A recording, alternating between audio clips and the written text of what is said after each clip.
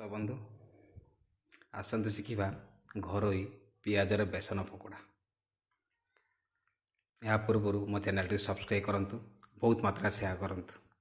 ଆପଣଙ୍କୁ ଆଗକୁ ମୁଁ ବହୁତ ରେସିପି ପ୍ରସ୍ତୁତ କରିବି, ଯାହାକି ଆପଣଙ୍କୁ ଘରେ ଥାଇ ଶିଖିବାକୁ ବହୁତ ସାହାଯ୍ୟ କରିବ। ଆସନ୍ତୁ ଜାଣିବା ପିଆଜ ପକୋଡ଼ା ପାଇଁ ଆବଶ୍ୟକ ସରଞ୍ଜାମ। କିଛି ମାତ୍ରାରେ ଭୃସଙ୍ଗା ପତ୍ର, କିଛି ମାତ୍ରାରେ ପୁଦିନା ପତ୍ର, ପିଆଜ को बारीक कटा है लंबा लंबा आकार रे, लंका गुंड, गरम मसला आउ बेसन। प्रथम बेसन रे कटा है पियाज पकांतु, कटा है भुसंगा पत्र, मेथी पत्र बा पुदीना पत्र,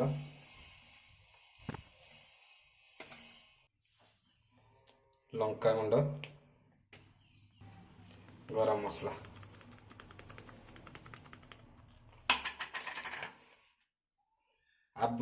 आवश्यक अनुसार लुण।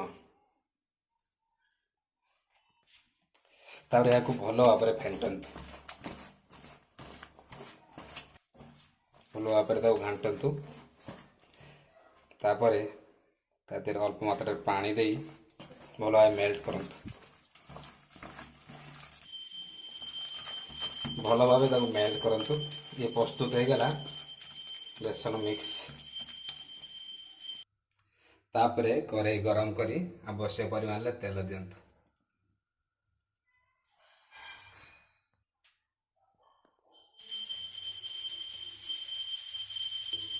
तेल टी भल भाव गरम करंतु।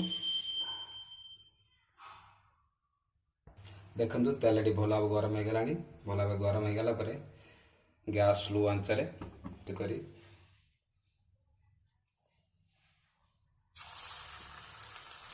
बेसन पियाज को माने छोटे छोटे पीस कर चपड़न।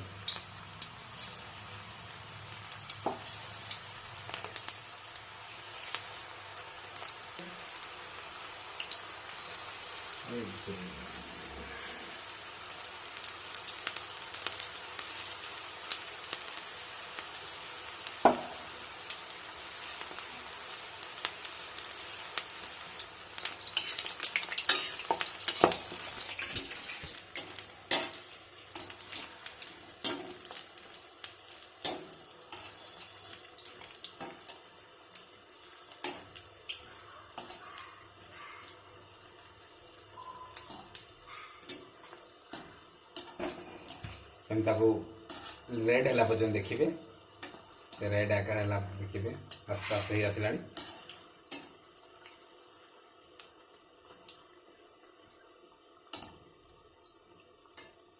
देखते है आसला।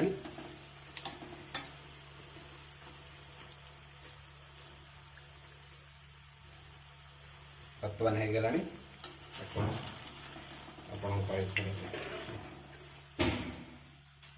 एबे को बाहर कर दवा।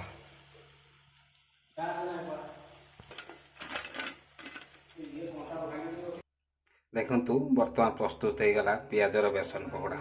या आपण टमाटो सॉस द्वारा भी खाई पारिबे, चिली सॉस दे खाई पारिबे, घरे प्रस्तुत चटनी रे भी खाई पारिबे।